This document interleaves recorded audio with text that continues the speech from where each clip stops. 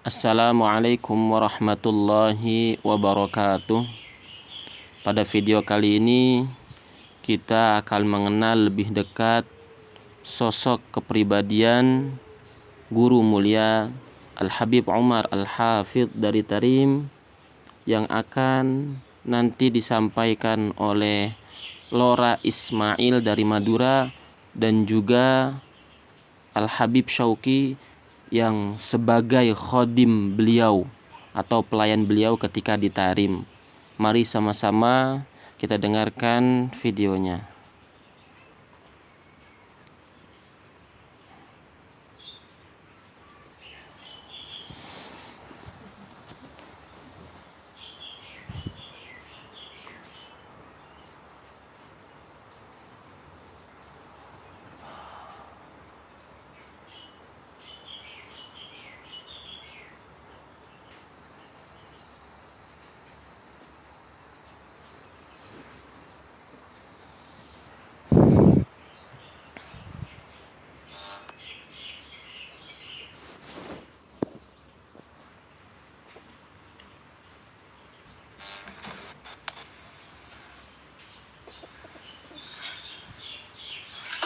Kalau kalian punya headset, bisa dengarkan dengan headset karena lebih baik. Waalaikumsalam. Jelas Habib? Alhamdulillah jelas. Oke, bismillah. Oke Habib Syauqi, ini sudah banyak yang menunggu kisah-kisah dari panjenengan, dari antum, atau mungkin kesan, pesan, pengalaman dari antum selama di Tarim. Oke Habib Syauqi, mungkin pertama-tama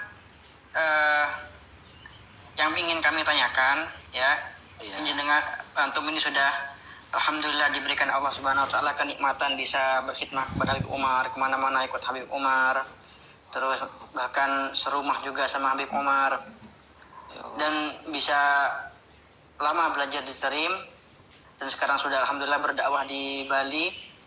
Mungkin bisa Habib Syauqi ceritakan pengalaman yang paling berkesan ketika Habib Syauqi di Tarim dan ketika berkhidmat bersama Habib Umar.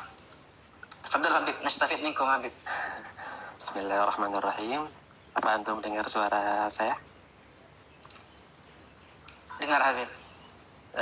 Bismillahirrahmanirrahim. Alhamdulillah rabbil alamin. Jazakumullah khair kepada Ustaz Ismail yang sudah berkenan untuk mengundang saya. Alhamdulillah tahaddutan bi ni'mah, di dalam rangka menyebut nikmatnya Allah Subhanahu wa taala. Saya diberikan kesempatan untuk berkhidmat kepada Habib Umar. Kalau ditanya tentang pengalaman yang paling berkesan selama saya khidmah dengan guru mulia selama 5 tahun, setiap detik saya di sana, dari awal saya datang sampai kepulangan saya adalah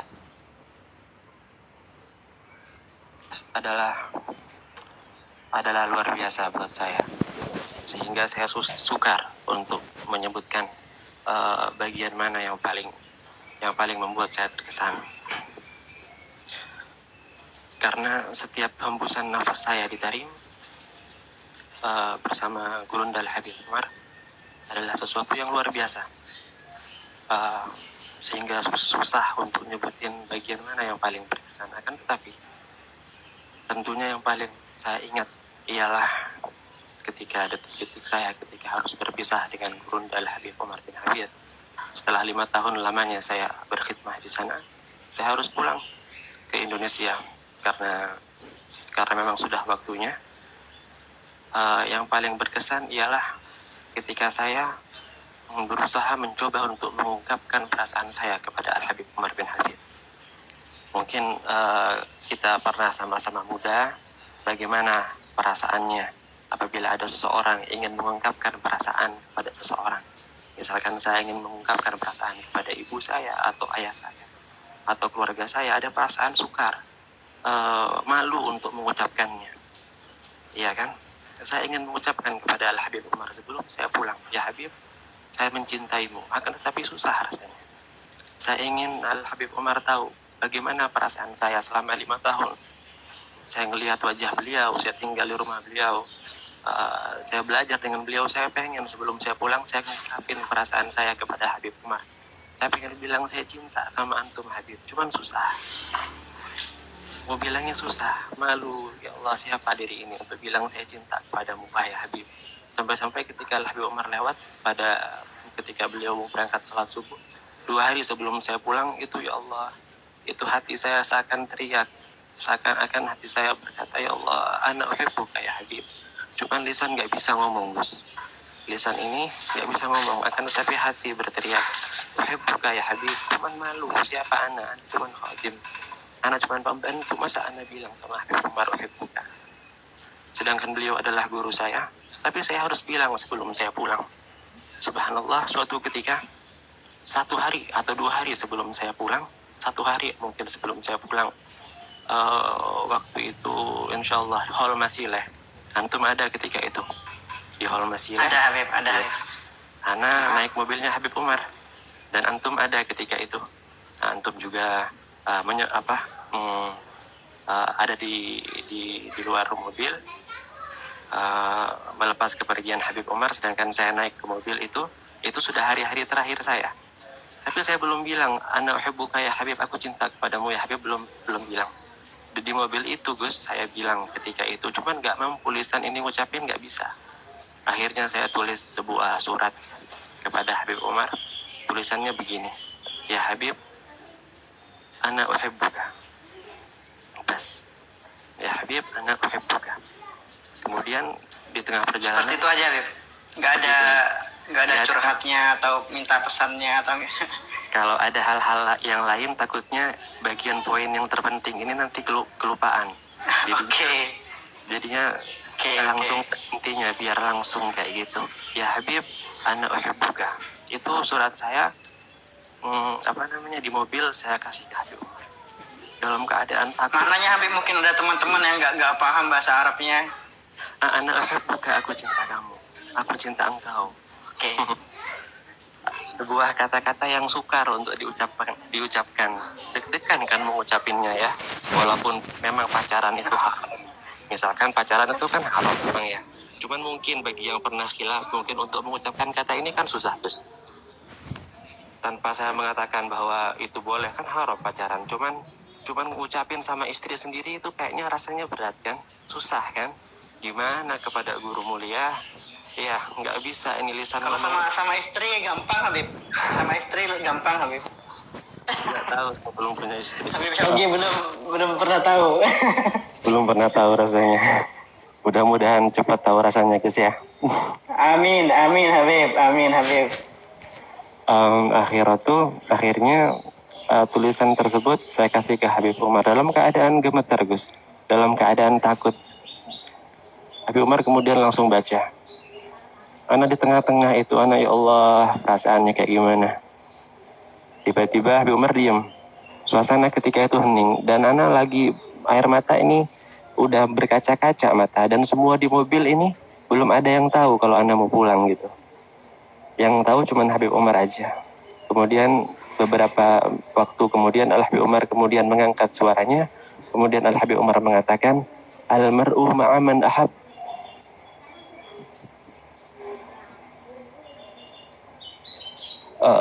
Al-mar'u ma'aman ahab, yang artinya al-mar'u, seseorang akan dikumpulkan bersama orang yang ia cintai.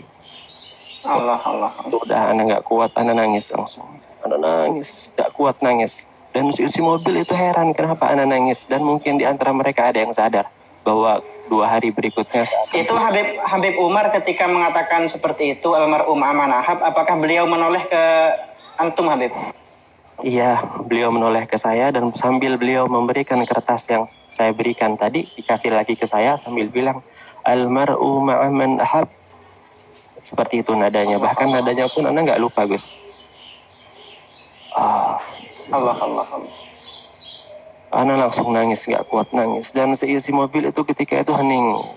Kenapa? Karena mereka kaget kalau Anda mau pulang itu kaget. Bisa diterjemahkan lagi Habib buat teman-teman makna dari kalimat tersebut? Almar'u ma'aman ahab. Almar'u, seseorang tersebut, ma'aman ahab, bersama orang yang dia cintai. Maksudnya kelak di hari kiamat akan dikumpulkan.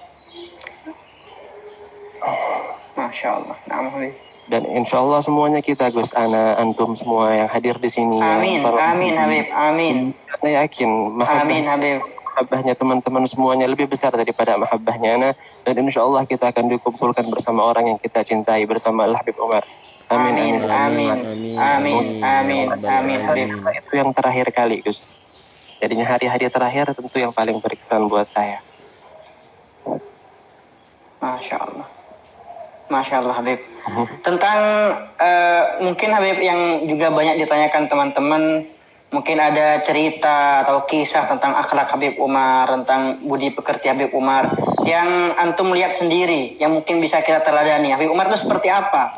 Apakah seperti apa tawaduk beliau, seperti apa indahnya akhlak beliau? Mungkin ada kisah yang mungkin Habib saksikan sendiri, mungkin bisa kita teladani, kita jadikan sebagai panutan. Marhaba. Sebetulnya ini Gus Ismail ini subhanallah tawaduknya luar biasa ya. Padahal Lidul Mustafa orangnya Masya Allah. Cuman masih bertanya kepada saya. Padahal kita sama-sama tahu semua akhlaknya Habib Umar seperti apa. Antum tahu, ana tahu. Tapi yang antum lebih banyak tahu daripada kami Habib. Antum lebih banyak tahu daripada kami. Mungkin Al-Habib Umar ya. Ana nggak pernah. Tadi mungkin yang saya tertarik ya, yang paling saya tertarik kisah di balik video yang baru saya post. Habib Umar ketika Masya Allah kayak menjenguk antum ketika sakit. Bagaimana kisah di balik video itu Habib? Ketika antum tanya tentang apa momen-momen yang paling saya ingat, itu setiap momen saya ingat. Salah satunya juga itu. Itu momen ketika saya berkhidmah kepada beliau dan saya sedang sakit ketika itu, sakit cacar ya. Sakit cacar. Habib Umar ketika itu menjenguk saya. Jadinya kamarnya ana itu di depan itu, Gus. Di rumahnya Habib Umar, di bagian depan, antum kan tahu ada kamar. Itu di bagian depan itu kamar saya.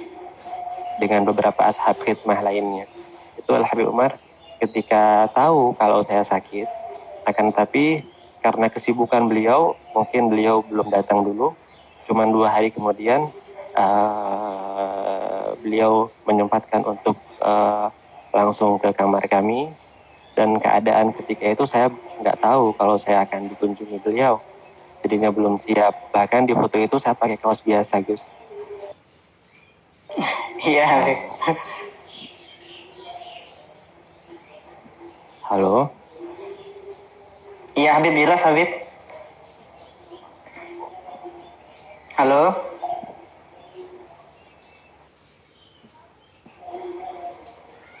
Allah. Jelas Habib. Allah. Naam. Sampai di mana tadi, Gus?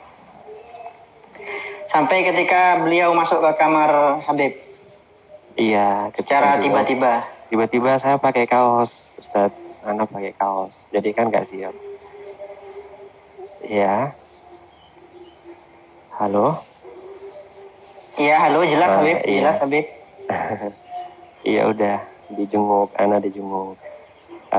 Dan posisi Ana sebagai khadim dan beliau sebagai seorang Habib Umar dan Ana sebagai khadim. Ya Allah, itu rasanya menangis. Dan itu langsung subhanallah, saking senangnya Ana lupa sama sakitnya Ana. Padahal ketika itu lagi demam. Cuman saking senangnya sampai-sampai lupa sama sakitnya. Sampai-sampai temannya Ana langsung sembuh mungkin. Langsung sembuh.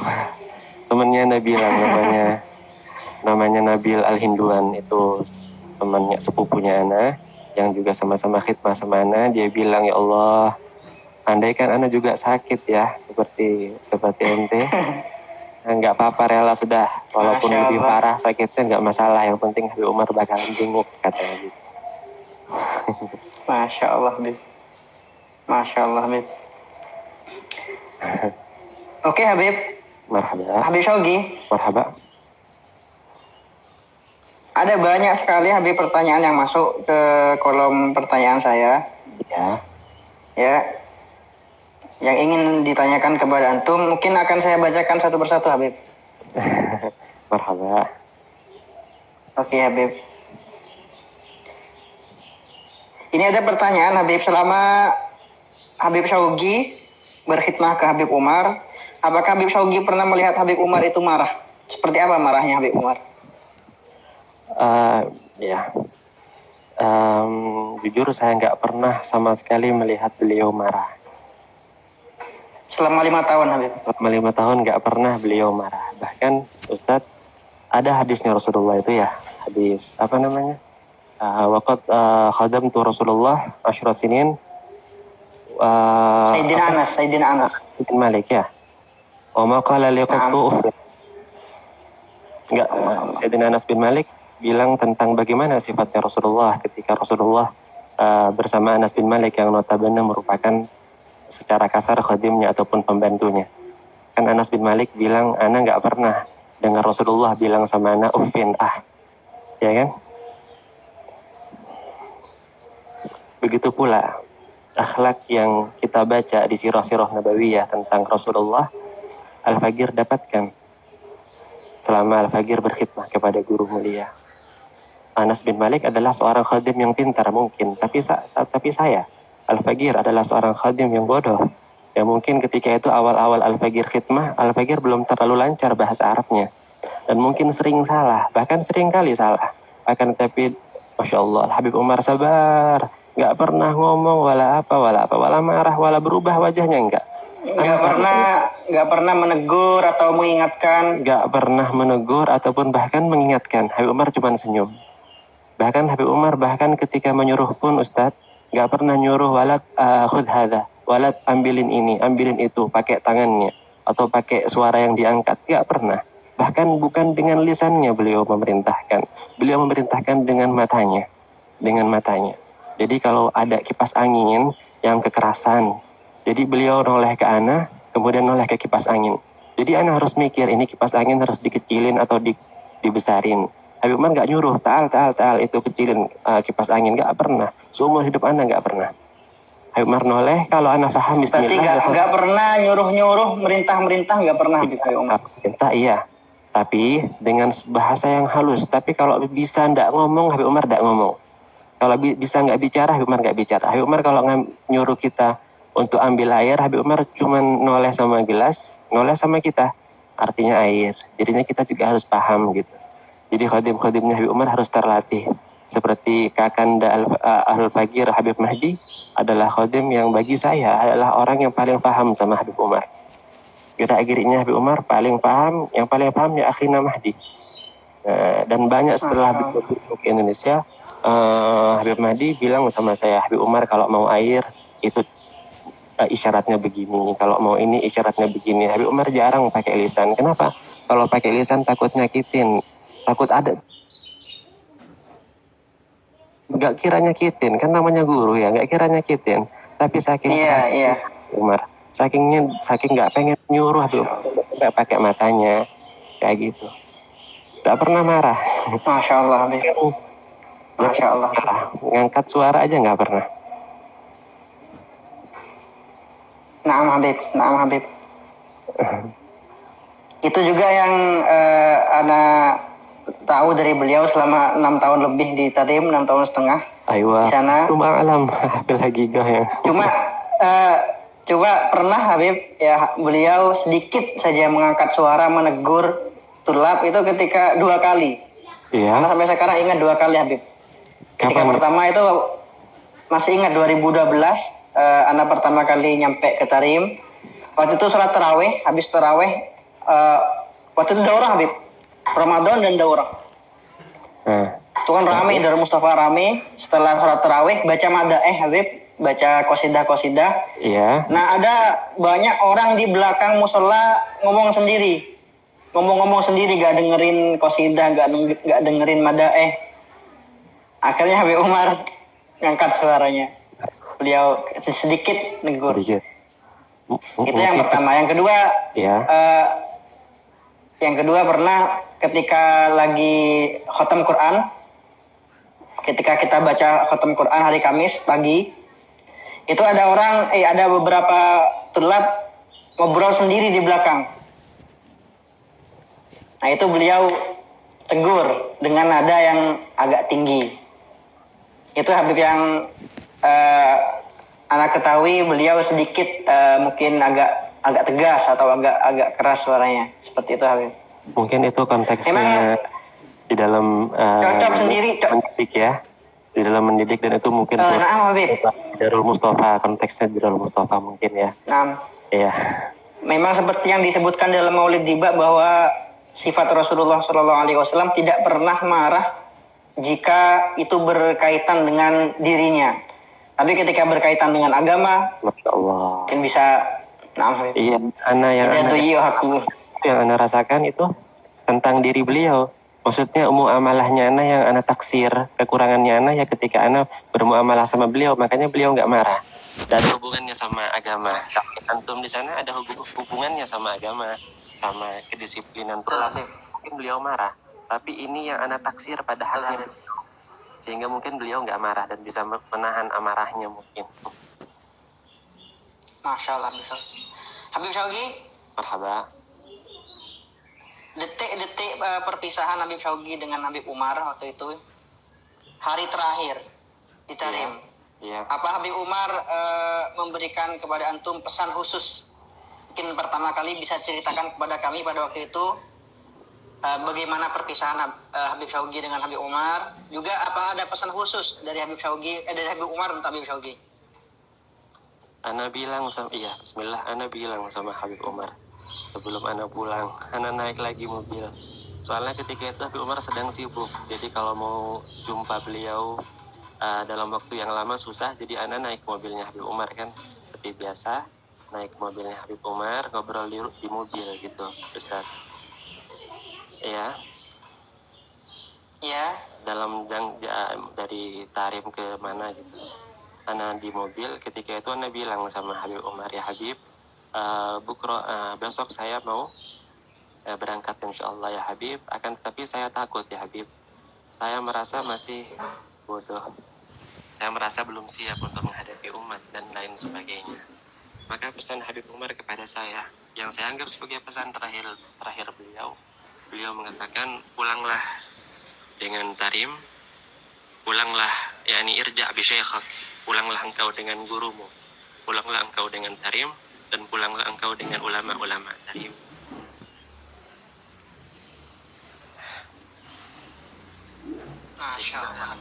Itu maksud. Sehingga yang saya angkat mungkin di maksud ialah kisah-kisah tentang Tarim, kisah-kisah tentang ulama-ulamanya, kisah-kisah tentang daripada fikih. Saya lebih condong ke menceritakan tentang bagian-bagian keindahan Tarim, karena pesan terakhir Habib Umar bilangnya, pulanglah engkau bersama Tarim, pulanglah engkau bersama ulama-ulamanya, dan pulanglah engkau bersama guru. Masya Allah. Juga sepertinya Habib Syaugi pernah menulis di Instagram Habib, kalau Habib Umar sempat meminta maaf kepada Habib Syaugi. Itu ketika saya masuk ke ruangan beliau ya, itu juga termasuk hari terakhir. Jadi hari-hari terakhir itu ana habiskan pokoknya selama mungkin bersama beliau. Karena susah, kalau mau di Indonesia susah sudah mau ketemu. Selama ana di sana, apalagi hari terakhir. Di Indonesia salaman aja sulit. Di Indonesia iya, salaman aja susah. Di situ kan lebih gampang. Jadi waktu itu adalah hari terakhir ya, dan ada kesempatan malam itu saya untuk masuk ke ruangan beliau. Saya catat itu Gus, dari awal sampai akhir. Saya catat di buku saya tentang ucapan-ucapan permintaan maaf saya. Saya pernah jatuhin HP-nya Habib Umar sampai HP-nya lecet. Itu saya catat, saya meminta maaf. Atau HP-nya Habib Umar ya, itu lecet, itu saya jatuhin. Saya pengen minta maaf, minta ridhonya. Kesalahan kedua saya tulis, saya minta maaf. Pokoknya banyak kesalahan-kesalahan yang saya tulis, yang mana saya ingin ucapkan di depan Habib Umar dalam rangka minta maaf. Yang bab kedua, ucapan terima kasih. Saya tulis terima kasih saya yang pertama, saya bisa tinggal bersama Habib Umar, saya bisa ikut ke mobil bersama Habib Umar, saya bisa ini. Pokoknya itu sampai berapa halaman Habib? Pokoknya banyak itu, saya sudah siapkan jauh-jauh hari. Ya, udah saya hafalin, tegang. Kalau udah ngafalin, ana pergi ke pojokan rumah, ana hafalin. Ketika ana hafalin, seakan-akan ana ngomong sama Habib Umar itu ana nangis. Jadi seakan-akan Habib Umar ada di depan Ana udah nangis duluan, udah mewek duluan. Sampai datang waktunya, ketika Ana datang waktu itu gemeteran, itu Ana megang buku. Takutnya ada yang lupa. Pas di depan Habib Umar bilang, ahlan wa sahlan ya Syauqi, ya ahlus safar. Ahlan wa sahlan wahai Syauqi yang sudah mau safar, yang udah mau pulang, katanya begitu. Habib Umar santai. Langsung ketika Ana duduk, Ana gugup. Ana udah memulai pembicaraan, Ana udah meminta maaf. Ketika udah mau bilang minta maaf, Habib Umar langsung mendahului Ana dan mengatakan, samihni, Ana minta maaf wahai Syauqi, Ana minta maaf. Apabila Ana salah, Ana minta maaf. Selama antum berkhidmah sama selama engkau berkhidmah sama Ana minta maaf apabila ada kesalahan yang disengaja ataupun yang tidak disengaja. Padahal Ana yang meminta maaf, tapi didahuluin sama Habib Umar. Habib Umar langsung ketika Ana mau ngomong minta maaf, Habib Umar yang minta maaf duluan, Ana langsung nangis. Gak itu kata-katanya semuanya buyar, lupa semuanya. Ketika Ana nangis. Akhirnya nggak jadi Habib. Itu nggak jadi mengungkapkan Habib. Diminta maafnya nggak jadi terima kasihnya, itu nangis Ana. Mungkin beberapa menit Ana nangis sampai Habib Umar ngambil tisu ngasih ke Ana, usap mata Ana dengan tisu tersebut. Terus saking nggak kuatnya mau berdiri. Sampai Ana bilang, ya nggak bilang yang Ana catat itu buyar semuanya, yang ucapan yang udah Ana siapin itu buyar semuanya. Saking hati Ana itu nggak ya Allah, nggak kuat nahannya. Dan Habib Umar paham, Gus. Habib Umar paham. Ana yakin Habib Umar tahu tentang apa yang Ana tulis. Habib Umar tahu. Ana mutmain Habib Umar tahu. Mutmain Ana. Yakin Habib Umar tahu. Cuman ya gitu. Masya Allah Habib Syauqi, Masya Allah Habib. Ya bakhtakum Habib Syauqi. Wa ya bakhtakum ya Ustaz. Ya bakhtakum. Kita masih punya banyak waktu Habib? Atau Habib punya kesibukan yang lain? Sekarang lockdown. Bali juga lockdown Habib? Ini sini Bali parah lockdownnya. Oke Habib. Kita ke pertanyaan yang lain Habib. Bismillah. Ini pertanyaan dari Ulfi El-Fata. Ini mengatakan, beliau kan dakwah ke seluruh dunia. Apakah beliau pernah mengeluh capek kepada khadimnya? Mengeluh ini, mengeluh itu, apa gimana? Ba'id. Itu jauh, nggak mungkin. Seorang Habib Umar mengeluh itu nggak pernah. Habib Umar bahkan ketika sakit pun, dalam keadaan pilek pun, dalam keadaan batuk pun, bahkan pernah Habib Umar tuh suaranya nggak keluar Ustaz, nggak keluar suaranya. Tapi Habib Umar memaksakan untuk ngisi jadi imam masjid, sampai ngisi rohah, ngisi kajian sore, dalam keadaan beliau sakit. Bahkan selama saya 5 tahun. Saya masih ingat bulan Ramadan Habib. Iya. Masih ingat bulan Ramadan itu. Nah. Bahkan saya 5 tahun di Tarim kemarin, hampir 5 tahun di Tarim kemarin, itu Ana bisa ngitung berapa kali Habib Umar nggak datang subuh ketika beliau ada di Tarim. Saya bisa ngitung dengan jari saya, kapan Habib Umar nggak datang sholat subuh. Bayangkan 5 tahun, Habib Umar nggak pernah nggak datang sholat subuh, kecuali udah mentok sakitnya, nggak bisa keluar lagi baru, kayak gitu. Dalam keadaan sesakit apapun, dalam musim dingin, musim panas, beliau selalu berusaha untuk salat subuh bersama murid-murid. Beliau itu mengeluh sama sekali. Untuk kegiatan ini juga banyak ditanyakan kepada saya Habib. Kegiatan Habib Umar mulai pagi sampai malam itu seperti apa Habib? Dan juga yang ingin saya tanyakan juga Habib, Ana sendiri penasaran dari Habib. Soalnya ceritanya simpang siur. Marhaba. Ada yang mengatakan Habib Umar itu bahkan katanya beliau sering nggak tidur sama sekali. Sering tidurnya itu hanya ghafawat ketika tidur terlelap ketika zikir, ketika rohah mungkin, atau ketika berkumpul bersama orang-orang. Iya. Jadi Habib Syauqi sendiri mungkin lebih tahu, bisa antum ceritakan kepada kita Habib. Jadi terus terang ya, Ana nggak pernah ngelihat orang seperti Habib Umar. Nggak pernah. Habib Umar ini pernah punya khatib 2 orang yang selalu ikut sama Habib Umar. Habib Mahdi, kakak saya, dan Umar bin Faqih. Yang mana beliau ini, kedua-duanya ini silih berganti ikut sama Habib Umar. Yang satu sakit, Umarnya. Yang Umarnya sakit, Bang Mahdi. Kadang berdua, kadang yang satu anjlok, capek. Yang kalau Bang Mahdinya capek, Umar bil Fiqihnya yang kadang-kadang dua-duanya nggak ada, ana yang gantiin. Itu dulu ya, ketika Habib Mahdi masih ada di Tarim ya. Tapi Habib Umar nggak pernah sakit. Lihat, beda wali ya, ketika berdakwah nggak sakit beliau. Nah, sakit Nggak pernah sakit atau meskipun ketika sakit beliau paksakan. Beliau paksakan. Akan tetapi kekuatan yang beliau dapatkan itu murni dari Allah. Udah. Seakan-akan Allah itu ngasih mandat Habib Umar buat dakwah. Sakitnya jarang. Gak seperti Habib Mahdi. Sering sakit. Dalam kondisi yang harus setiap pagi, setiap subuh bangun. Habib Mahdi takban, capek. Habib Mahdi sakit. Umar pun begitu. Padahal Umar syabab, masih muda. Untuk perlu diketahui, Umar bil Fiqih ini juga khadimnya Habib Umar yang selalu bersama Habib Umar ya. 2 orang sama kakak saya Habib Mahdi. Itu berdua itu nggak kuat ikut sama Habib Umar 24 jam, nggak kuat. Tapi Habib Umar Harus gantian bahkan. Harus gantian. Bahkan kedua-dua yang capek, ana yang gantikan, Gus. Dan kalau mau tahu tentang dari pagi sampai malam tentang Habib Umar, yang saya tahu ya, Gus ya, itu seperti Oke, biasa. Habib. Saya mulai dari waktu zuhur ya. Dari waktu zuhur. Silahkan Habib. Dari waktu zuhur, ba'da zuhur, itu Habib Umar sudah keluar. Sebisa mungkin Habib Umar sholat di Darul Mustafa. Sebisa mungkin. Itu seringan sholat di Darul Mustafa. Setelah itu langsung Habib Umar datang ke undangan. Undangan ini undangan pernikahan. Dan hampir setiap hari, Gus. Setiap hari datang ke undangan pernikahan sampai asar. Artinya apa? Datangin undangan pernikahan ini hajatnya manusia. Ya, hajatnya manusia. Untuk menyampaikan hajat manusia, Habib Umar datang. Habis sholat zuhur, Habib Umar naik ke mobil. Di mobil pun, Ustadz, di mobil pun tidak diam Habib Umar. Habib Umar di mobil nggak pernah diam. Habib Umar langsung buka mushaf, baca Al-Quran, gantian sama Ana, gantian sama Umar bil Fiqih. Habis itu Habib Umar lagi. Kadang berdua Ana sama Habib Umar Baca gantian. hizib Habib, satu halaman seperti itu. Benar, iya. Ana baca, Habib Umar yang dengerin. Habib Umar yang baca, Ana yang Tapi dengerin. beliau bacanya melalui hafalannya apa baca mushaf Habib? Enggak, beliau baca mushaf, dan itu beliau lebih afdal mushaf.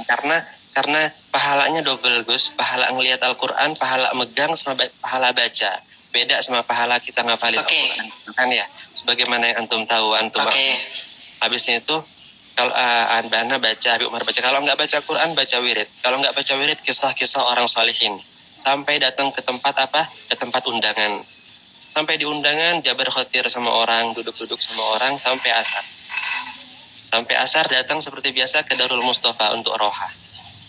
Setelah itu pulang lagi ke rumah, bukan untuk keluarganya. Pulang ke rumah untuk apa? Roha bisa dijelaskan Habib, roha? Oh, mungkin teman-teman bayang nggak paham roha. Ya, roha itu